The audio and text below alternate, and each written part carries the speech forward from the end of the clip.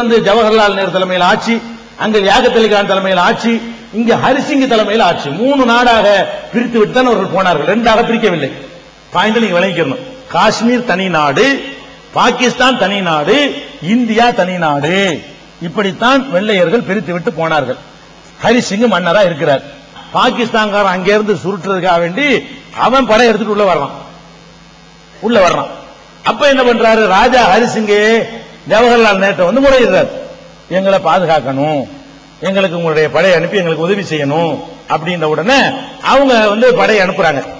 அனுப்பி என்ன ஆகுதுன்னு கேட்டா அதை அவன் ஒரு பகுதியில் வந்து பிடிச்சிக்கிட்டான்.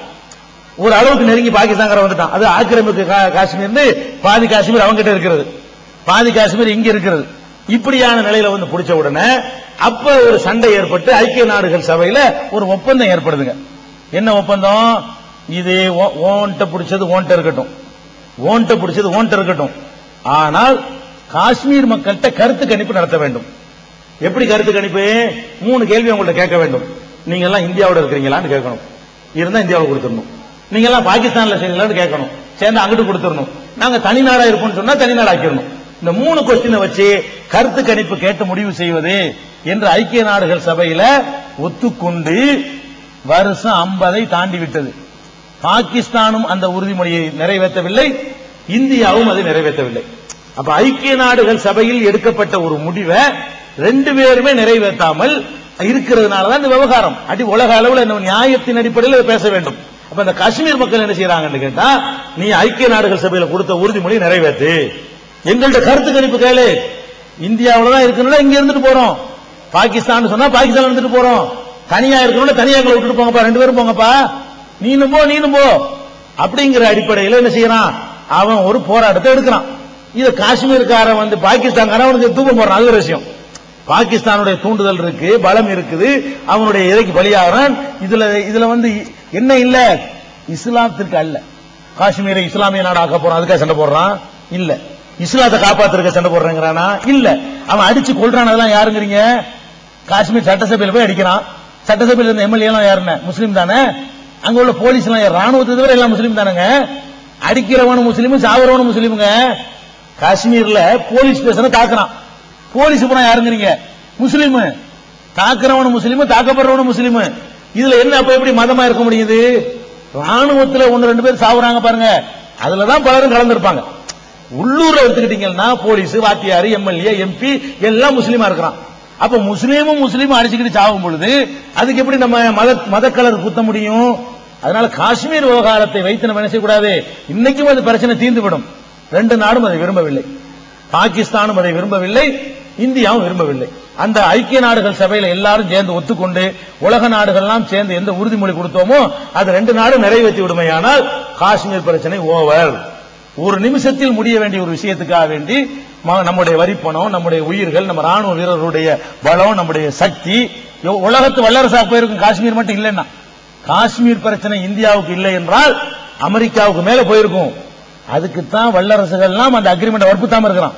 அடிச்சுக்கிட்டு இவங்களை அடிக்கிறதுல இவங்களுடைய பலம் காலியாகணும், இவங்களை அடிக்கிறதுலே காலியாகாம விட்டோம்னா இந்தியாவுடைய மேன் பவரை வைத்துக் கொண்டு அமெரிக்காவுக்கு மேல இந்தியா வந்துடும். அதுக்காக வேண்டி அந்த அக்ரிமெண்டை வற்புறுத்தாம இருக்கிறாங்க. அதனால காஷ்மீர்ல நடக்கிற முஸ்லீம் செய்யறான், அவன் வந்து அக்ரிமெண்டை வைத்து செய்யறானே தவிர இஸ்லாத்தை நாங்கள் காப்பாற்ற போறோம், முஸ்லீம் ஆட்சியை கொண்டு வருவோம் அப்படிங்கிறதுக்கு அவன் செய்யவில்லை. இதை விளங்கிக்கிறணும். அதனால ஐயா சொன்னபடி நம்ம வந்து அந்த பிரிவினையை நம்ம விரும்புறதும் கிடையாது, மத அடிப்படையில் துவேஷத்தை தூண்டுவதும் கிடையாது. சில பேர் முஸ்லீம்கள் செய்யும் பொழுது இஸ்லாமிய கலரை வைத்து நம்ம பேசுறதுனால குழப்பம் வருது, அவ்வளவுதான். ஒரு சம்பவத்தை ஒரு சொன்னார் ஐயா, அது முக்கியமா சொல்ல வேண்டியது. ஒரு வண்டிக்கு பணம் கட்ட போகும்போது ஒரு முஸ்லீம் அதிகாரி ஒருத்தர் இருந்தாரு. அஸ்ஸலாமு அலைக்கும் சொன்னோன்னு நினைச்சிட்டாரு, அவரை கூப்பிட்டு முதல்ல விட்டுட்டு என்னை அமர்ந்து விட்டாருன்னு சொல்லி ஒரு தகவலை சொன்னார். இப்படி அவர் ஒரு முஸ்லீம் வாழ்க்கையில பார்த்திருக்கிறார். ஆனால் முஸ்லீம் அதிகாரிகளா இருக்கிறவன் தான் முஸ்லீமுக்கு ரொம்ப இடைஞ்சல் பண்றாங்கிறத நாங்க 100 கணக்கில் பார்த்துட்டு இருக்கோம்.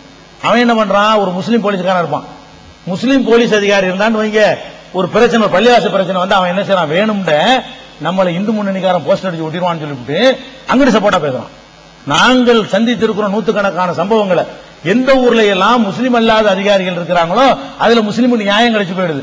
முஸ்லீம் அதிகாரி இருந்தான்னு சொன்னா அவன் என்ன பண்றான், நம்ம நியாயம் வழங்கினாலும் முஸ்லீமுக்கு சப்போர்ட் பண்ணிட்டாண்டா என்ன பண்றது, அப்படி ஒரு போஸ்டர் வச்சு ஒட்டிடுவாங்களே, நம்ம வேலைக்கு ஆப்பு வச்சிருவாங்களே அப்படின்னு செய்யக்கூடிய காட்சியை நம்ம பார்க்கிறோம்.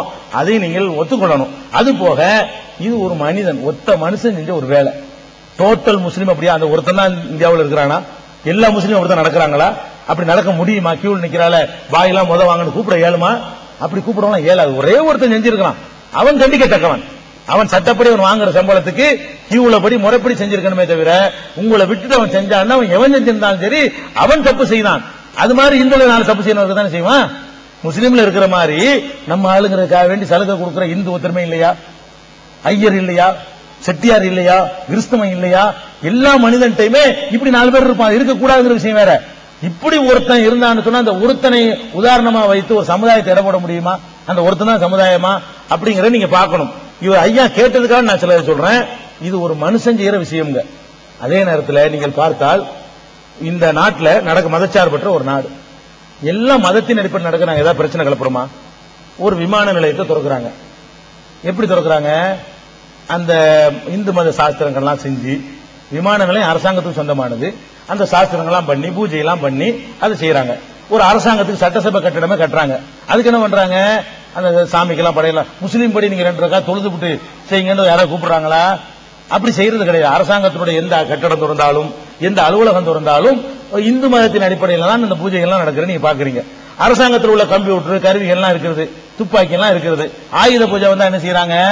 அதுக்கு பூஜை செய்து, ஆயுத பூஜை என்பது ஒரு மத சடங்கு தானது. இது மதச்சார்பற்ற ஒரு நாடு தானே, மதச்சடங்கு செஞ்சு தானே அதெல்லாம் செய்யறாங்க. நீங்க சொல்ற மாதிரி ஒரு மனுஷன் செஞ்சதுக்கு சொல்ற மாதிரி நாங்க நினைக்கிறதா எப்படி நினைக்கணும்? நாங்க நினைக்கிறது இல்ல. நீங்க கேட்டதுக்காக நான் உங்களுக்கு சுட்டி காட்டுறேன். அப்ப இப்படி அது மாதிரி போலீஸ் ஸ்டேஷனுக்கு போறீங்க, அந்த அதிகாரி வணங்கக்கூடிய தெய்வங்களை எல்லாம் மாட்டி வச்சிருக்கிறார். நான் ஒரு முஸ்லீம் போறேன், எனக்கு எப்படி போறேன்? இவர் நமக்கு நியாயம் வழங்க மாட்டாரு நினைக்குமா இல்லையா? போலீஸ் ஸ்டேஷன்ல மாட்டலாமா? நீதிபதியை மாட்டி வைக்கலாமா? அரசு அலுவலகங்கள்ல மாட்டலாமா? மாட்டிருக்கு நீங்க பாக்குறீங்க. அப்ப நான் அரசாங்க பஸ்ல மாட்டி வச்சிருக்காங்க. அவங்கவுங்க எதை வணங்குறார்களோ அந்த தெய்வங்களை மாட்டி வச்சிருக்காங்க. நீங்க ஒன்னு உதாரணம் காட்டி இது மாதிரி 1000 இருக்கிறது. ஆனால் நான் முஸ்லீம்களை பிரச்சனை ஆக்கல. நீங்க சுட்டி காட்டினது இப்படி வரக்கூடாது. சரி, அவங்க பெருமை விளங்காம செய்யறாங்க, சட்டம் அப்படித்தான் இருக்கிறது, பெரும்பான்மையா இருக்கிறாங்க, விளங்காம செய்யறாங்க, புரிஞ்ச நாளையில சரியா வந்துடும் அப்படி நாங்கள் எடுத்துக்கொண்டிருக்கிறோமா? இதுக்காக நீ இன்னைக்கா நாங்க போஸ்டர் பார்த்திருக்கிறீங்களா? கூட்டம் போட்டு பார்த்திருக்கிறீங்களா? எங்க அஜரத்தை கூட்டு வந்து நீ தொழுகை நடத்தவில்லை அப்படின்னு நாங்க சொல்லி இருக்கிறோமா? பார்லிமெண்ட்டுக்கு திறந்தாலும் அப்படித்தான் திறக்கிறீங்க, சட்டசபை அப்படித்தான் திறக்கிறீங்க, கட்டிடத்தை அப்படித்தான் கட்டுறீங்க, எல்லாம் பண்றீங்க. நாங்க சும்மா தான் இருக்கோம். எதுக்கு சொல்றேன்னு கேட்டா, ஒரு சைடு உங்களுக்கு தெரிவது இல்லை. ஒவ்வொரு மனிதருக்குமே அவரவர் சைடு மட்டும் தெரியுதே தவிர இப்ப நம்ம சைடுல நம்ம கரெக்டா நடக்கிறோமா? மதச்சார்பற்ற முறையில் நடக்கிறோமா? இல்ல, மதத்தின் அடிப்படையில் நடக்கிறோம். அப்ப ஆயுத பூஜை நடத்துற மாதிரி முஸ்லீம் பண்டிகையா அரசாங்க அலுவலகத்தை கொண்டாட விடுவாங்களா? ரம்ஜானை கொண்டாட விடுவாங்களா? பக்ரீத் கொண்டாட விடுவாங்களா? கிறிஸ்துமஸ் கொண்டாட விடுவாங்களா? விட மாட்டாங்க.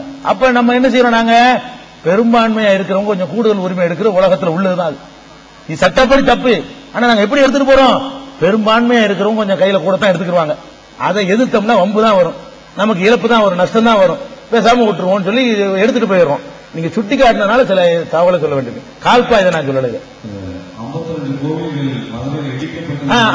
52 கோயில் இடிக்கப்பட்டுச்சீங்கள, கோயிலுங்கிறதுக்கா இடிக்கப்பட்டுச்சு? 2க்கு வித்தியாசம் இருக்கு.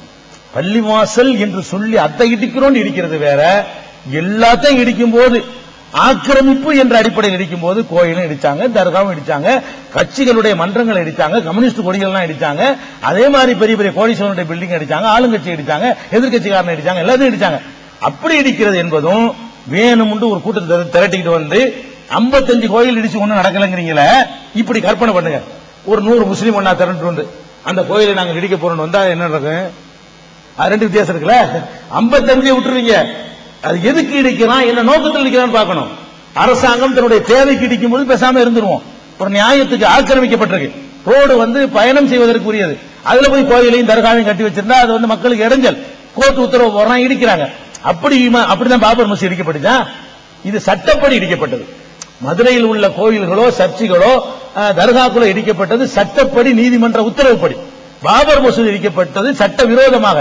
நீதிமன்றம் அதில் கை வைக்க கூடாது என்று தடை செய்து இருந்தும் தடையை மீறி சட்டத்தை கையில் எடுத்துக்கொண்டு ரவுடித்தனமாக இடிக்கப்பட்டது வேற. அரசாங்கம் செய்வதையும் ரவுடி கும்பல் செய்வதையும் நீங்க சமமாக்க கூடாது. அது